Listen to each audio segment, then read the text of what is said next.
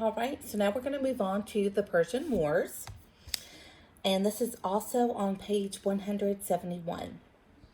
About the time Athens was going through government changes, the Persians ruled the largest and most powerful empire in the Western world. In 545 BC, the Persians conquered Ionia, the Greek city-states in Asia Minor and on the Aegean Islands. About 20 years later, the Ionians revolted. They asked the city-states on the Greek mainland for help. Athens and other polis responded by sending a few warships. After 5 years of fighting, however, the Persians put down the revolt. Although the Ionians were defeated, Darius, the Persian king, was not satisfied. He wanted to punish the mainland Greeks for helping the Ionians. In 490 BC, Darius sent a fleet of 600 ships and a well-equipped army to Greece. The Persians landed on the plain of Marathon, about 26 miles or 41 kilometers northeast of Athens. After several days, the Persians decided to sail directly to Athens and attack it by sea. They began loading the ships. As soon as most of the Persian soldiers were aboard, Greek soldiers ran down in close order from the hills around Marathon. The remaining Persian troops were not prepared to meet this kind of attack and were defeated. Upon reaching Athens, he cried out, "Nike!" the Greek goddess of victory, and then died of exhaustion. Winning the Battle of Marathon gave the Greeks a great sense of confidence. Shortly after the Battle of Marathon, rich silver mines were found near Athens. The Athenians spent their new wealth on triremes, or warships that had 3 levels of rowers on each side, one above the other. Soon Athens had the largest navy in Greece. The Athenians planned to be prepared if the Persians returned. The Persians did return. In 480 BC, Darius' son Xerxes sent 250,000 soldiers across the Aegean and conquered northern Greece. In order to stop the Persians from taking all of Greece, 20 Greek city-states banded together. The Spartans led the army, while the Athenians led the navy. So if you remember, the Spartans, they trained their children, their sons, very young to be in battles and to be warriors. In fact, if you recall from the previous part of the chapter, they would actually look at babies and decide if they were healthy, and if they were, they would continue and they would allow them to grow and they would train them to be part of their military. But if they thought the child was sickly or if there was any kind of deformity, then they would kill the child. So this right here is kind of showing why the Spartans had such a strong army. Okay, that was their big focus. And it did come to the aid of the Athenians. First, 7,000 Greek soldiers headed for the narrow pass of Thermopylae, about 100 miles or 160 kilometers from Athens. There, they held off the Persian army for 3 days. This gave the people of Athens time to flee to the island of Salamis. Meanwhile, all but 300 Spartans and 700 other Greeks withdrew from Thermopylae. The Persians, helped by a traitor, found a way around the pass. They killed every soldier guarding the pass and then marched on Athens. Finding the city almost deserted, they set it on fire. And so they've actually done movies about that with the Persians, with the help of a traitor. And I believe in the movie, the traitor was someone that the Spartans had found unfit for the army. And it was a child. He was able to escape and was in hiding, but then eventually came to help the Persians to defeat the Spartans and to defeat the Greeks.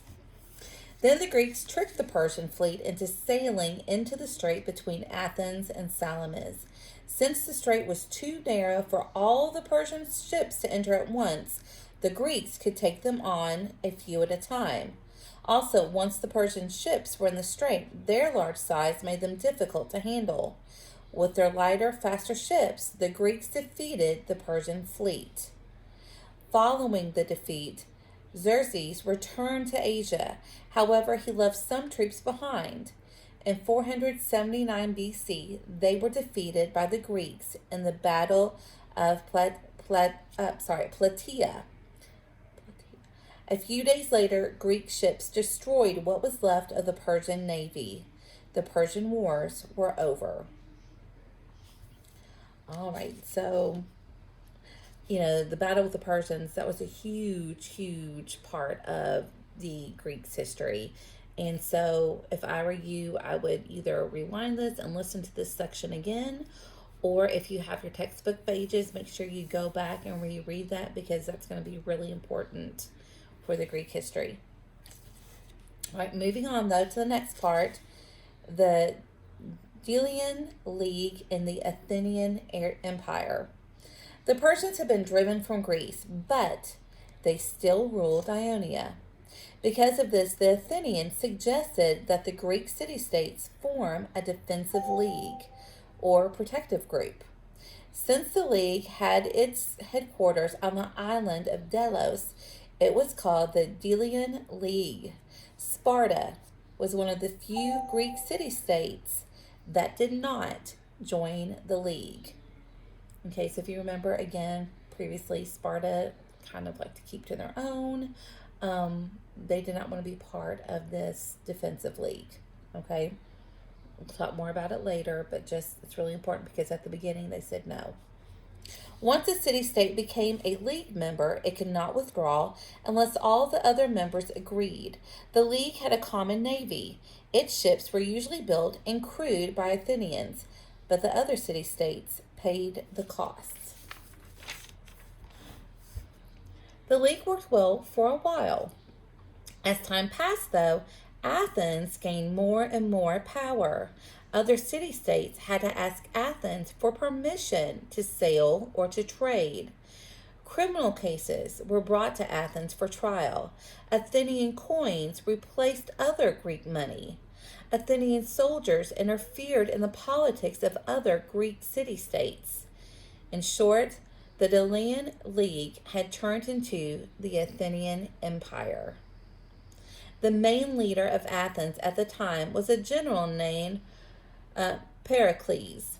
Pericles was known as the first citizen of Athens. He had a dream of Athens as the most beautiful and perfect city of the time. To help make this dream come true, he rebuilt the palaces and temples on the Acropolis. It took 11 years to build the Parthenon, the temple of the goddess Athena.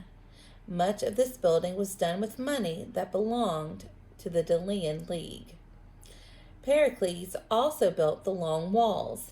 These were two parallel fortified walls with tile roofs.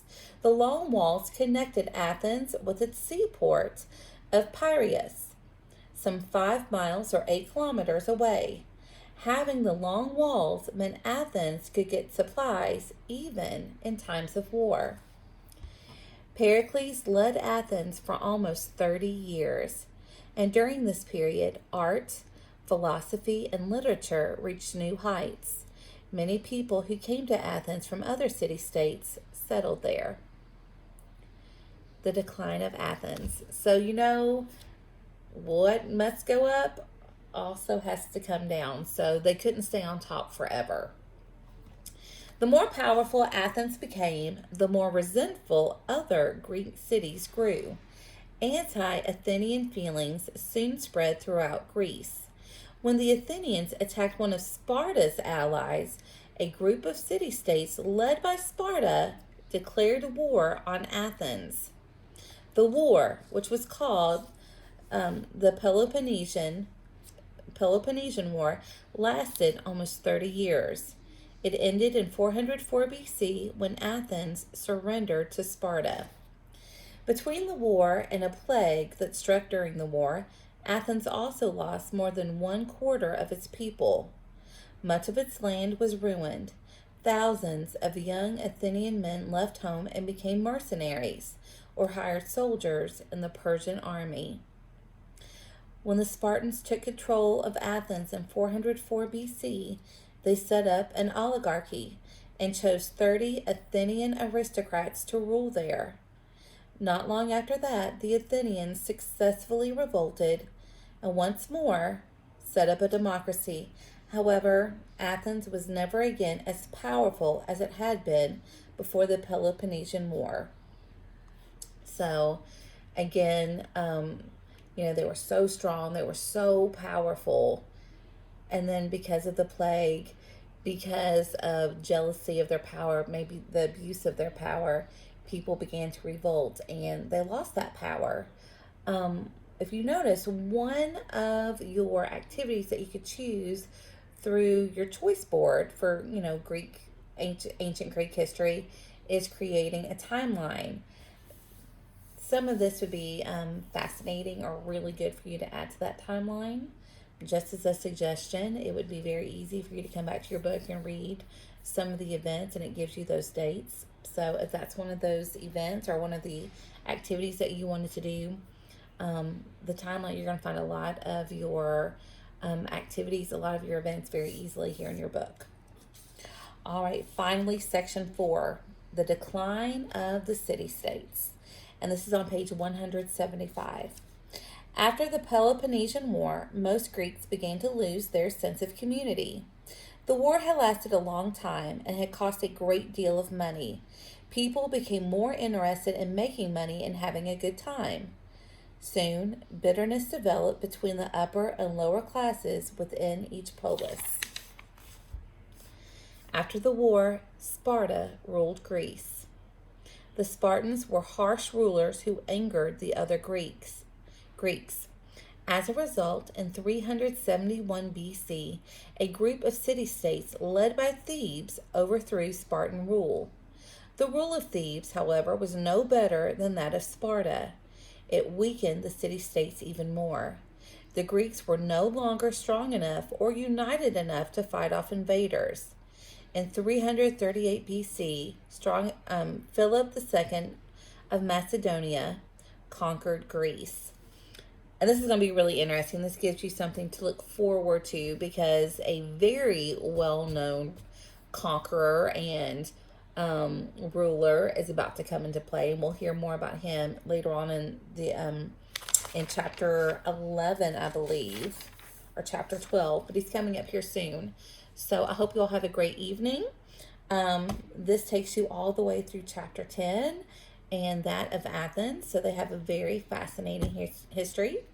And I hope you all have a good night. Bye.